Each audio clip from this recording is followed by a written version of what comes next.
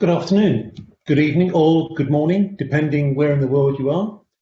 Welcome to the Landor&FITCH Extraordinary Brand Ideas webinar series. We're taking a 24-hour trip around the world via our global network to discuss the branding and design issues of our time. We started in Sydney and then went to Hong Kong, then to Mumbai, on to Moscow, to Dubai, Paris, and now to London. And then later on in the series, we'll be going across the States, finishing in San Francisco. My name is Peter Knapp, Chairman and Chief Creative Officer at Landor, and I'm delighted to be with you today. I just wanted to say thank you to Michelle Smith for hosting the last session on transforming.com into the brand.com dream. Great stuff, really enjoyed that. So this is all about the race to be the place. I'll be talking about country and city brands, and as we begin to consider life after lockdown, what will be the driving factors affecting the travel and the tourism industry? Tourism is arguably the world's largest industry, accounting for 10% of global GDP, and when you factor in industries like accommodation, food, entertainment, travel, and even more, it is a huge industry. Suffice to say that it's a critical driver for national economies. But what would be the factors that drive success as everyone tries to recover and reopen their doors at the same time? Historically and typically, travel and tourism have been about adventure, new experiences, new frontiers, trialing the unexpected, delighting in the foreign. Whether it's people seeking the big outdoors and the four corners of the world, or looking to escape to some degree, or at least into the unknown, the less familiar, but experiencing something different from the everyday. But now, will the people of the world be so carefree in their adventuring?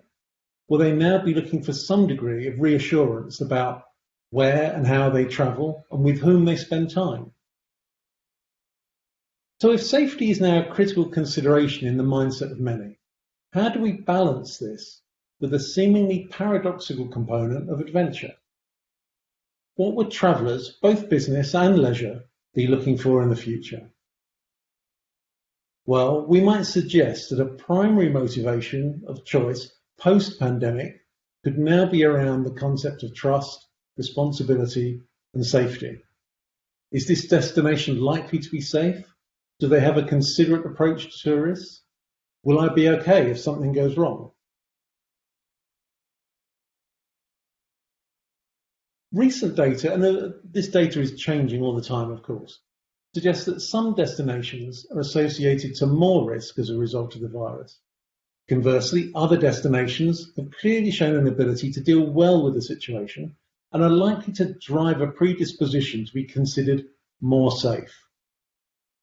And if we look at some pre-pandemic factors that are associated to safety for the countries of the world, things such as trustworthiness, social responsibility, caring for others, health, and having a healthy attitude, these all provide an interesting national profile of how countries could have been considered in terms of trust pre-pandemic. But now, in the light of COVID-19, these destinations need to really reconsider their perceptions of safety very carefully, if safety is to be a driver of destination of choice for tourism. And there have been some really innovative things that have been going on in the travel industry actually during the pandemic. For example, S7, the Russian airline, was offering customers air miles if they are responsible and actually stay at home. It's a really unique way of gathering air miles by not traveling. And there have been many ideas shared in the airline industry about creating solutions to allay passenger fears and make new circumstances in which they could feel safe again. And it was really interesting to see such positive social feedback on how well Azerbaijan Airlines dealt with its in-flight relations using PPE or personal protective equipment, and also how perceptions of Azerbaijan itself were very positive due to the caring and responsible treatment tourists got during a COVID quarantine. An impression that can only generate a strong image of a safe and responsible attitude towards tourists. And also some from here in Germany who have taken a rather innovative approach to social distancing. And others ensuring that cultural rituals can still be fulfilled with a new take on PPE.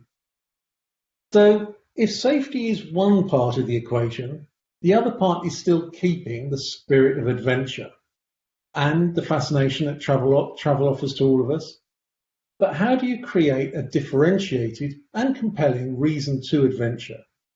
You have to find an authentic and unique truth, a reason to visit. In the case of the brand that we built with Azerbaijan Tourist Board, it was all about overturning a stereotype that was to do with the perception of a country associated to the idea of heavy industry, and really revealing a new and fascinating alternative truth, and encouraging the tourists to discover this for themselves with the invitation to take another look and find the previously hidden opportunities and attractions, such as things like the city of Baku, the very diverse nature and geography in the destination, a fascinating cultural history, special cuisine, and much, much more. And then express this diversity through a simple brand mechanism of a window that uses two aligned views to showcase this diverse destination in all sorts of ways and in all sorts of places. So the other consideration, I think, is thinking about things that intrigue and actually provoke and create new stories. And sometimes through adversities, great stories can be built that remind and reinforce some valuable dimensions of known and loved location. When Italy went into lockdown, the social phenomenon of singing from windows quickly went viral and helped remind people what it was that they loved and missed about Italy: the culture, the artistry, the architecture. So even in adversity, this series of mini activations all helped to build the notoriety of the things people still loved about the nation and its way of life, even in lockdown. But in a world that's destined to be significantly reshaped post-virus, we must look at everything with fresh eyes and reconsider how moments of a visit can still be enjoyed in what is bound to be a highly sensitized world. We must maximize and amplify the points and moments of disproportionate influence. So, for example, when considering things like national attractions or public places, all these will need to be re-evaluated, starting with perhaps the beginning of the travel process, the airport, which really goes in a lot of ways, which would create a deeply memorable first and last impression, or perhaps that's what it should do. Currently, though, I think a lot of us are probably more likely to think of airports just as processing machines for people. And really, this whole idea will need to be significantly reconsidered for lots of reasons. Obviously, from the social distancing world in which we now live, but this has to be something now which people think twice about.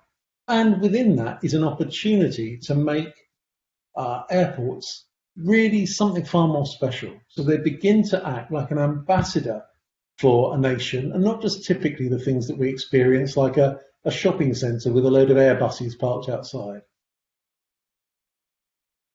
We at Landor&FITCH have an analytical tool that breaks down the customer journey and evaluates the user requirements into three different sections: the physical, the human, and the digital interfaces, rather than just considering it as a homogeneous, monotonous process, and really trying to find out, what do people want at different moments?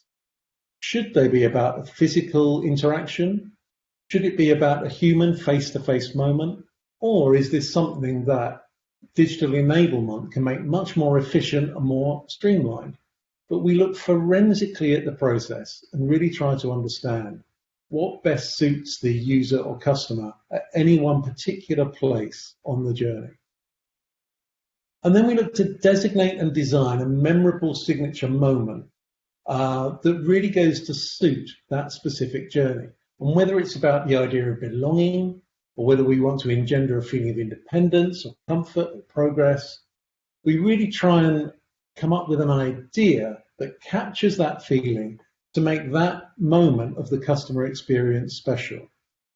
and look at how we can really analyze this and make sure that it is appropriate for that moment in the journey and also appropriate to be differentiated from other similar experiences that one might have experienced in other moments like this.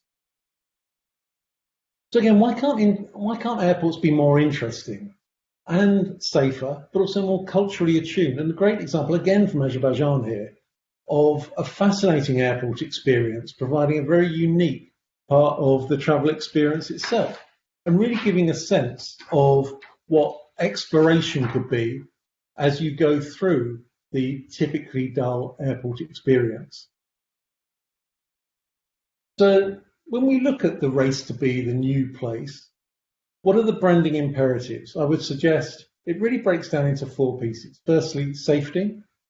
We need to clearly demonstrate trust, responsibility, and safety, and then balance this with a sense of adventure, reinforcing unique and authentic truths, but also really thinking about storytelling, leveraging something that intrigues and provokes consideration, and reevaluate and analyze and optimize the most important touch points of the whole process in order that it can really be enjoyable, safe, but still an adventure that people really want to enjoy, and that their moments of travel and tourism can be fully exploited.